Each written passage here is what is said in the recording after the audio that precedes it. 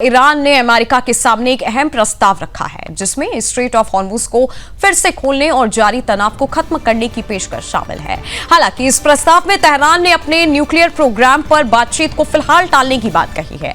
अमेरिकी media Axios की report के अनुसार ईरान ने अमेरिका के साथ एक डील का प्रस्ताव रखा है। इस डील के तहत हॉर्मुज जल भूमध्य को फिर से खोलने और युद्ध को खत्म करने पर सहमति बनाने की बात कही गई है, जबकि तेहरान के परमाणु कार्यक्रम पर बातचीत को बाद के चरण के लिए टाल दिया गया है।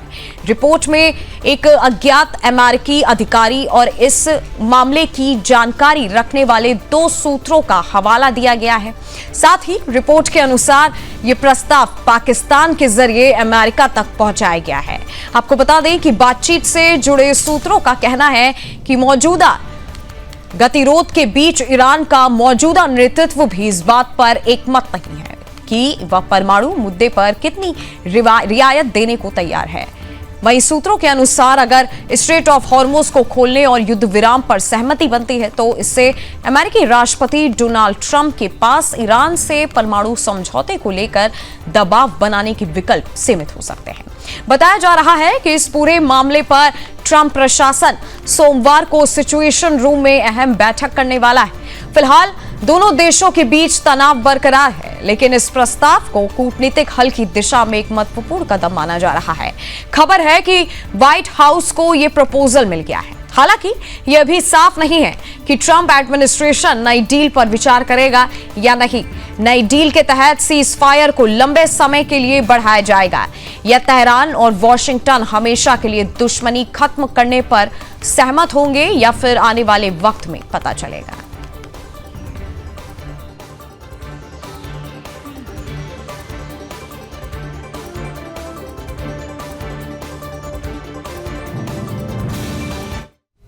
और इसी पर आज हम चर्चा करेंगे। मेरे साथ दोनों गेस्ट जुड़ चुके हैं। सुशील कुमार सिंघल पूर्व राजदूत जुड़े हुए हैं और साथ ही रिटायर्ड मेजर जनरल अनुज माथुर रक्षा विशेषज्ञ जुड़े हुए हैं। आप दोनों का बहुत बहुत स्वागत है और सीधा सबसे पहले रक्षा विशेषज्ञ के पास चलते हैं। सर, जिस तरह से अब एक नया प्रस्ताव देखा जा रहा है हॉर्मुज स्ट्रेट को खोलने का, इससे पहले था कि हॉर्मुज खोला नहीं जाएगा, लगातार विवादों में हॉर्मुज बना हुआ है, तो अब ये जो नया प्रस्ताव है इसका क्या असर आगे देखने को मिलेगा? आपके प्रश्न का उत्तर देने से पहले एक स्टेटमेंट देना चाहता हूं और वो स्टेटमेंट ये है कि इस अमेरिका के जो ब्लॉकेड वाला एक्शन है, इस एक्शन ने पूरा नैरेटिव, पूरी की पूरी जो चीज है उसको कहीं ना कहीं चेंज कर दिया है। नैरेटिव चेंज कैसे हो रहा है?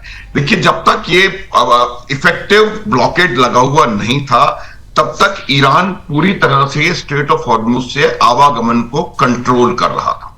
तो उसका अपना जो व्यापार था वो चल रहा था कहीं ना कहीं। अब इसको ब्लॉक करने के बाद अमेरिका ने इस बात का यकीन कर लिया है कि ईरान के ऊपर सबसे ज्यादा आर्थिक रूप से दबाव पड़ेगा। 2-3 चीजें मैं क्विकली बता दूंगा नंदिनी। पहली चीज यह है कि ईरान के ऊपर आर्थिक रूप से भयंकर दबाव पड़ रहा है। उसकी वजह यही है कि अब ईरान का जो तेल है वो बाहर जाना बंद हो गया है।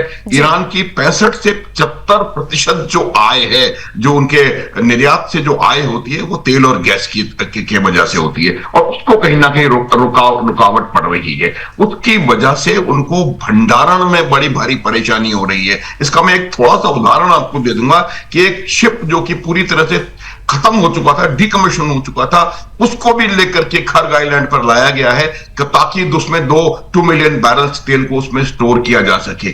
क्योंकि तेल बाहर नहीं जा रहा है, प्रोडक्शन हो रहा है, उसकी वजह से भंडारण में परेशानी हो रही है और वो दिन दूर नहीं जबकि ईरान को अपना प्रोडक्शन कम करना पड़ेगा और शायद कुछ कुओं को बंद करना पड़े। मैं ये बात क्यों कह रहा हूं? यही चीज आपको एक्सप्लेन करेगी कि किस प्रकार से जो ईरान बिल्कुल किसी भी तरीके से बात करने को तैयार नहीं था, अब 24 घंटे में 2 बार पाकिस्तान जाता है, विजिट करता है, ओमान जाता है, रूस जा रहा है। ऐसा क्या सडनली डेस्परेशन हो गया? उसकी वजह सिर्फ यही है कि जो आर्थिक दबाव ईरान पर पड़ रहा है वो बहुत गजब है। दूसरी बात क्या हुई कि जो इससे निकल रहे हैं लोग, अगर आप प्लॉटिंग करेंगे, जितने शिप्स आज की तारीख में गैस और ऑयल के लिए ट्रेवल कर रहे हैं, उनमें से काफी भारी संख्या में आपको शिप्स गल्फ ऑफ मैक्सिको में जाते हुए नजर आएंगे, यानी कि अमेरिका के तेल का जहां निर्यात हो रहा है। तो ये जो यहां से दबाव, आर्थिक दबाव बढ़ाया है, उसकी वजह से ये उनके तरफ से प्रपोजल्स दिए जा रहे हैं। पहली बार प्रपोजल दिया था, उसको ट्रंप ने पूरी तरह नकार दिया। अब उसको ओमान से वापस आने के बाद उसको दोबारा रिवाइज करके उन्होंने दिया है। एक बात मैं बता देना चाहता हूं कि अमेरिका किसी भी सूरत में न्यूक्लियर के ऊपर मुझे लगता है कोई कॉम्प्रोमाइज नहीं करने वाला है। स्ट्रेट ऑफ हॉर्मुज पर कोई कॉम्प्रोमाइज नहीं करने वाला है। जी, मेरे साथ पूर्व राजदूत भी जुड़े हुए हैं। सर, जो आपने सुना कि रक्षा विशेषज्ञ का क्या कहना था, साथ ही हॉर्मुज की अगर मैं जो है चर्चा करूं या फिर अगर परमाणु मुद्दे को भी टालने की अगर चर्चा करूं, आपके अनुसार अमेरिका क्या इन फेज्ड प्रपोजल्स को एक्सेप्ट करने की सिचुएशन में बना हुआ है? देखिए, बात यह है कि जो अभी जनरल साहब ने बोला वो काफी हद तक अपनी जगह सही है, लेकिन इसमें हमें ये भी देखना पड़ेगा, क्योंकि जब डिप्लोमेसी में क्या होता है कि एक तो रेड लाइन्स होती हैं ऑफ कोर्स, जिसके बारे में बातचीत हो रही है। दूसरा होता है कि कितनी क्षमता है उनमें पेन लेने की। तो यहां पर जो मैं देख रहा हूं, ईरान की जब बात आती है तो ईरान को हम कई बार जी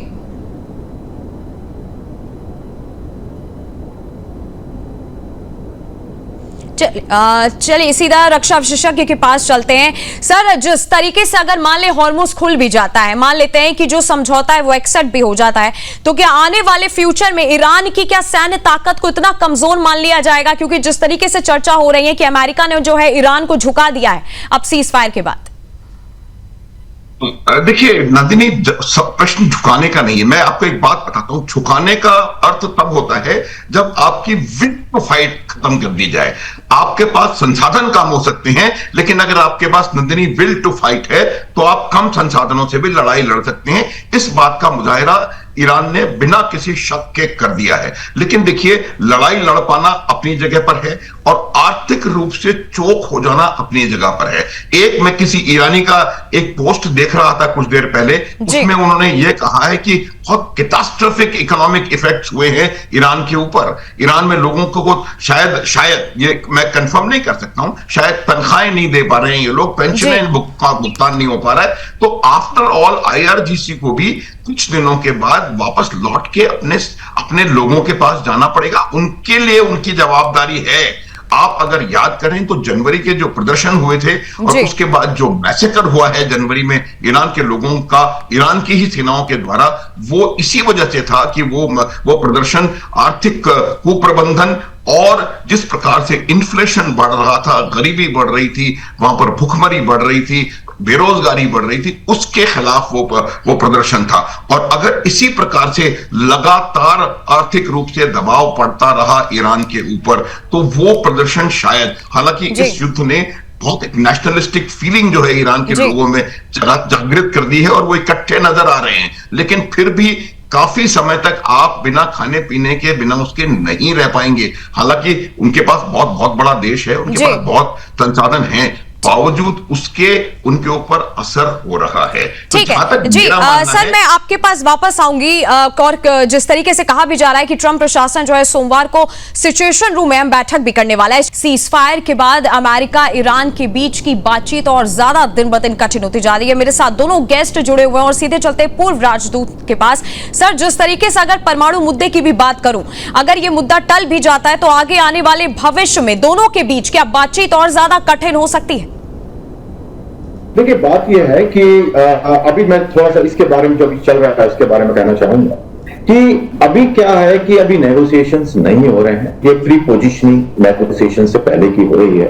दोनों साइड अपनी अपनी रेड लाइन सबको क्लियर कर रहे हैं और इसमें देखिए अल्टीमेटली तो दोनों साइड को झुकना पड़ेगा जब समझौता हो। ये तो नहीं है कि अमेरिका की मर्जी चल जाएगी या ईरान की मर्जी चल पाएगी या इजराइल की मर्जी चल पाएगी। सबको एक कंप्रोमाइज अल्टीमेटली करना पड़ेगा और वो कितना झुकता है कितना नहीं झुकता है ये सब जो है जब उनके। चलिए, कुछ तकनीकी खराबी के कारण जो है पूर्व राजदूत जी का जो है नेटवर्क नहीं आ रहा है। सीधा रक्षा विशेषज्ञ के पास चलते हैं। सर, जिस तरीके से आपने सुना थोड़ा बहुत जितना सुशील जी ने कहा है, अब इस पूरे घटनाक्रम की बात करूं, इसमें यूरोप की बात हो गई या अगर चीन की बात हो गई या भारत जैसे देशों की कूटनीतिक तरीके से भूमिका कितनी अहम हो सकती है? नहीं, देखिए बिल्कुल निश्चित रूप से पूरे क्या है कि इस पूरे संघर्ष का जो व्यापक असर पूरे विश्व की अर्थव्यवस्था के ऊपर हुआ है। लेकिन अब जो डिफरेंस जो मैं बताने की कोशिश कर रहा था, वो डिफरेंस ये है कि लोगों ने ऑल्टरनेटिव अरेंजमेंट्स करने शुरू कर दिए हैं। हालांकि मैं ये नहीं कह रहा हूं कि इसका स्ट्रेट ऑफ हॉर्मुज बंद रहने का कोई असर नहीं होगा, ऑल्टरनेटिव अरेंजमेंट्स शुरू कर दिए हैं। और वही मैं बता रहा था कि जिस प्रकार की शिपिंग आज की तारीख में गल्फ ऑफ मैक्सिको में, जहां पर अमेरिका के आउटलेट्स हैं तेलों के, 5.2 बिलियन बैरल्स वो मेरे ख्याल से अमेरिका तेल का निर्यात कर पा रहा है अभी। तो अमेरिका का जितना नुकसान होता हुआ नजर आ रहा था, वो उनको एक ऑप्शन मिल गया उसको कवर अप करने। America oil surplus, energy surplus country है, उसके पास आज वेनेजुएला का तेल भी है। तो वो इस प्रकार से अपनी जो उसका नुकसान हुआ है उसको मेकअप करने के लिए कहीं ना कहीं उसके पास एक ऑप्शन है। अब ईरान की समस्या को आप देखिए, ईरान का क्या है कि जो तेल मैंने बताया 65 से 75% उनकी जो आय थी वो तेल से थी। तेल का 90% चाइना में जा रहा था। तो जो बाकी देशों का ईरान के तेल की वजह से जो नुकसान था या जो उनको परेशानी हो रही थी वो काफी मिनिमल थी।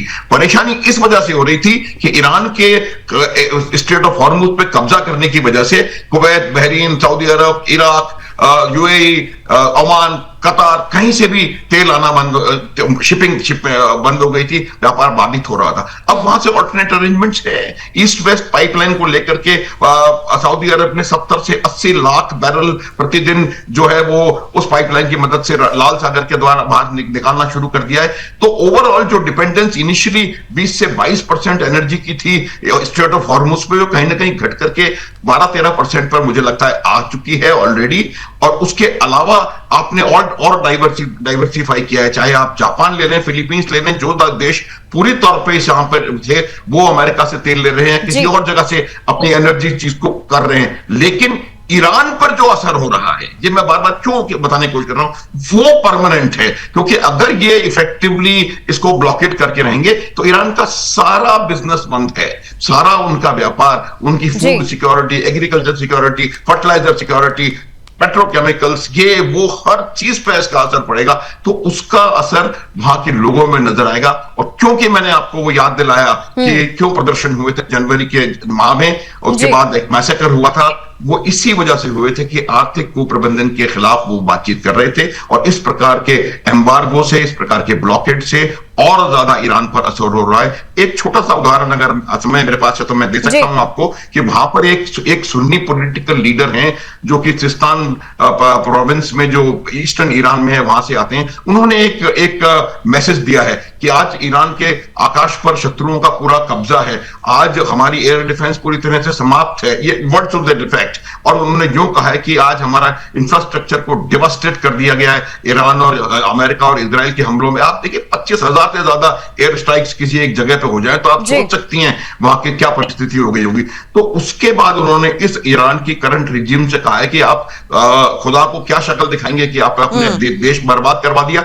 अगर इस प्रकार की आवाज आनी शुरू हो गई है तो मुझे लगता है कि इसका ये जो low cost high result option है ब्लॉकेड करने का, क्योंकि जिन चीजों से ब्लॉकेड किया है वो ऑलरेडी वहां पर मौजूद थी उसकी, तो अमेरिका को कोई एडिशनल बर्डन इकोनॉमिकली नहीं हो रहा है। 3 उसके एयरक्राफ्ट कैरियर बॉर्न ग्रुप्स वहां पर मौजूद हैं। तो मेरा यह मानना है कि अब अमेरिका को इस बात की गंध लग गई है कि ईरान पर इस एम्बार्गो का बहुत असर होना शुरू हो गया है। इसीलिए ट्रंप ने कहा है कि भाई मैं कहीं नहीं जा रहा बात करने के लिए, आपको अगर बात करनी है तो फोन उठाएं और मेरे से बात करें। ये क्यों अपर हैंड, ये नैरेटिव क्यों बदला है? ये नैरेटिव इसीलिए बदला है कि आपने ईरान के ऊपर आर्थिक रूप से बहुत जबरदस्त प्रभाव डाला है। एक चीज और साथ साथ देखेंगे, क्योंकि चाइना का इसमें बहुत इंपैक्ट है, तो चाइना के उन्होंने एक रिफाइनरी को सैंक्शन कर दिया है। उनके 30 शिपिंग कंपनीज को सैंक्शन करने की तैयारी है, जो उनके जो अमेरिका, ये क्योंकि अब जो मदद आ सकती है वो चीन से। तो पूरी एक बहुत अच्छी स्ट्रेटेजी के तहत वो अमेरिका काम कर रहा है, जिससे कि आर्थिक बोझ बढ़ता जा रहा है ईरान पर। और शायद वो इंटरनल स्ट्राइफ को इनिशिएट करने में शायद ये वहां पर इस प्रकार की परिस्थिति हो जाए। कब जी बिल्कुल, आप क्योंकि सर पैसे देखिए, के- जिस तरीके से आपने बात भी कही हमारे दर्शकों ने भी सुना, लेकिन सवाल यहाँ पे एक, जो पहले भी 2 महीने एक तरीके से युद्ध को हमने देखा किस तरीके से क्या क्या हुआ है, अब जो ये प्रस्ताव आया है, अब क्या इसके बाद ये समझा जा सकता है कि सीज फायर के बाद अब पूरी तरीके से युद्ध खत्म हो चुका है, या फिर इस प्रस्ताव को लाने के बाद एक तरीके से ब्रेक लगाया गया है चीजों पे? नंदिनी, मैं ये कह रहा हूं कि युद्ध तो आप सीज फायर हम कह रहे हैं, फिजिकल गोले बारूद नहीं चल रहे जी। हैं, लेकिन एक इस प्रकार का एक वहां पर ब्लॉकेड लगाना, ये भी सीज फायर का उल्लंघन है। ब्लॉकेड कैसे लगाया है? आपने ताकत की वजह से उससे लगा रखा है कि अगर कोई वहां से हरकत करेगा तो IRGC वाले भी फायर कर रहे हैं, अमेरिका वाले भी फायर कर रहे हैं। कैसे आप शिपिंग को कंट्रोल कर रहे हैं? जहां तक सवाल इस बात का है, ये जो फिजिकल जो गोलाबारी है, ये होनी कब शुरू होगी ये मैं नहीं कह सकता, लेकिन ये बात बिल्कुल क्लियर है कि अब नैरेटिव बदल गया है। आप देखिए, जो 3 हफ्ते का सीज फायर हुआ था लेबनान और इजराइल के बीच में, उसका क्या हुआ? आज पूरी तरह से फुल अटैक कर रहा है इजराइल जो सदर्न लेबनान के ऊपर, वो खत्म हो चुका है। और ये शायद इस बात को दिखा रहा है कि ये, इससे भी उन्होंने एक मैसेज देने की कोशिश करी है ईरान को कि लोग, अगर आप कंडीशंस को नहीं समझेंगे, नहीं बातचीत के टेबल पे आएंगे, तो ये जो यहां लेबनान में हुआ है वो तेहरान में भी हो सकता है। शायद ये मैसेज भी दिए जाने की कोशिश की जाएगी, जब तक दोनों साइड्स अपनी डिजायर्ड एंड स्टेट्स की, जो एक्सट्रीम डिजायर्ड एंड स्टेट्स हैं, उनको टोन डाउन करके उसमें लचीलापन दिखा करके किस मध्यम मार्ग की ओर नहीं आएंगे, तो कोई इसका समाधान निकलने की संभावना। ठीक है सर, बिल्कुल समय की कमी के कारण ये चर्चा मैं यहीं पे रोकती हूँ। आप दोनों का बहुत बहुत धन्यवाद मेरे साथ इस चर्चा में जुड़ने के लिए। और जिस तरीके से नया प्रस्ताव अब दोनों के बीच में, अब इससे यही सवाल हो रहा है कि ये सीज फायर के बाद क्या सिर्फ एक ब्रेक लगाया गया है, या फिर ये युद्ध अब पूरी तरीके से खत्म होगा। फिलहाल जो नया प्रस्ताव है उस पर चर्चा कायम है।